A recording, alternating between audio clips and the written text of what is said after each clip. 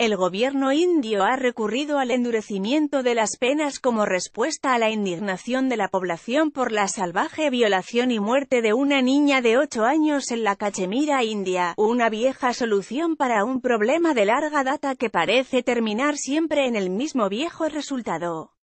Casi 20.000 de las 38.947 denuncias por violación que se presentaron a la policía en 2016 en la India tuvieron como víctimas a menores, según datos de la Agencia Nacional de Registro de Delitos de la India, NCRB.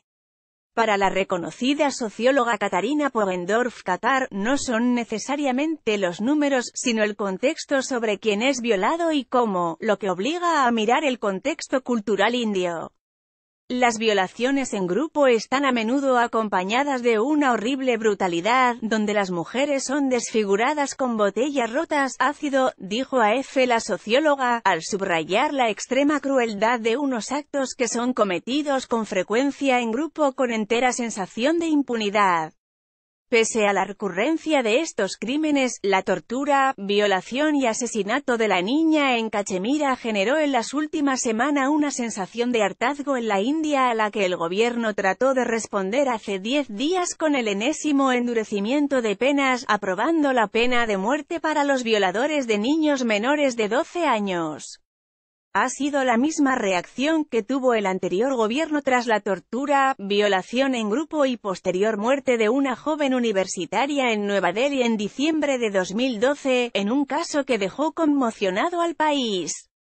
Sin embargo, no son pocas las voces que consideran que en un país en el que según cifras del propio gobierno hay más de 100.000 causas por violación pendientes de resolución en la justicia, no hace falta endurecer las penas de prisión, sino que los agresores sepan que serán condenados.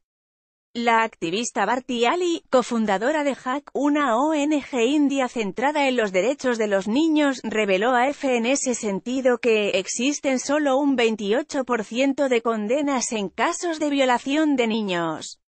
Ese alto número de casos pendientes y un número tan bajo de condenas nos preocupa si esperamos que la pena de muerte sea la solución.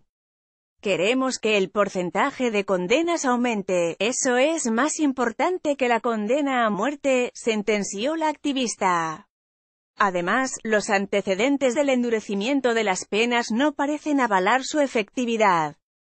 5 años después de la violación de diciembre de 2012 y las reformas posteriores, aún queda todo por hacer, porque la mayoría de las reformas deben ser implementadas, expresó AF la activista Jaishree Bajoria, autora del informe de Human Rights Watch Todos me culpan, sobre víctimas de violaciones en la India.